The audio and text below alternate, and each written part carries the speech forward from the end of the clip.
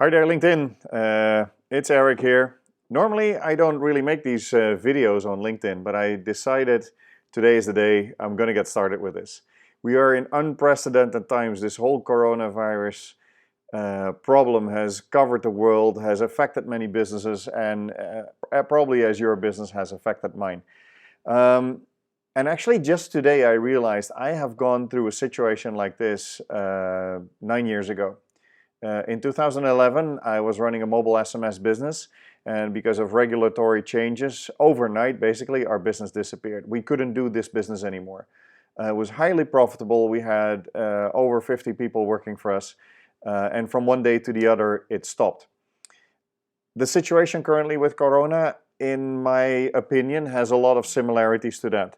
Yes, there are opportunities in this new environment. There are opportunities in this new world that's going to come out after all of this is over.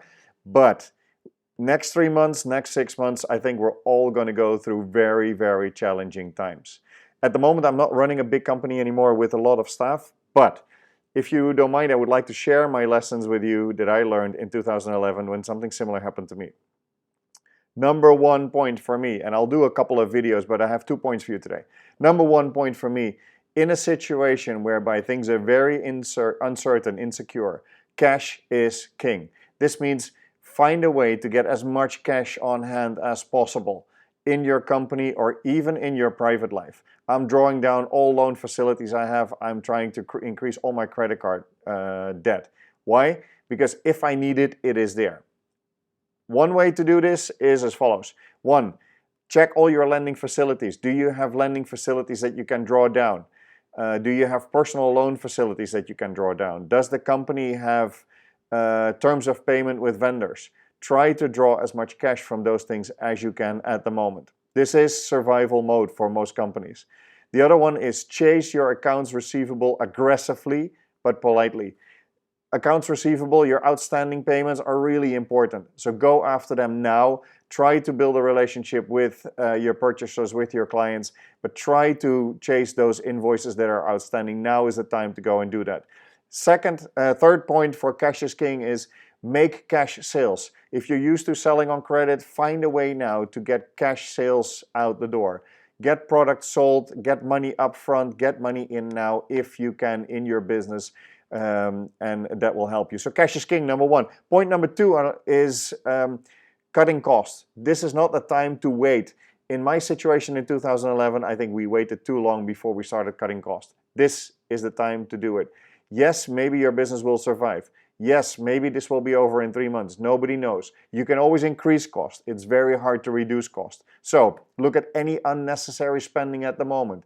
Any investments in future products that are not immediately addressing the situation right now, get rid of them. Try to find any plans that you have for spending at the moment that are not addressing the current crisis situation, get rid of them. If you have spendings, accommodation, offices, try to find a way to reduce them. Renegotiate your lease with your landlord. Find ways to cut unnecessary spendings at the moment. If you have regular vendors, try to renegotiate your fees. If you have cleaning service, if you have marketing services, TV stations, if you still advertise on TV, if you advertise on the internet, lots of advertisers are pulling back. Now is the time for you to become an advertiser if you want to. The rates will be much better because advertisers are running. So you can advertise on media channels if you want to and if you have to. And the last one, and I know it's a last resort, is cut back on human resource expenses. Okay, this is a sensitive issue, I understand. If you think you can turn around your business, you can pivot your business with the team that you have to go and make something work during this crisis or when this is over, by any means keep your team on board. But my lesson at the time in 2011, with all my revenue falling through the floor and all sorts of problems coming my way, I waited very long before I reduced my staff. I know this is a hard time to do it, but it might be necessary. One other way that you can look at this for your staff is, can you make your staff become money-making machines, money-making people? Can you reallocate your staff instead of doing support work to go and do sales and marketing? That's another way to look at it. I wish you strength in these decisions, especially on the staff issues. It's not easy, I understand. Maybe in the next couple of days I'll record some more videos on different other topics. 2011 was a big lesson for me. Currently I'm in a very different situation. I'm an investor, I'm a property investor, which also comes with its challenges.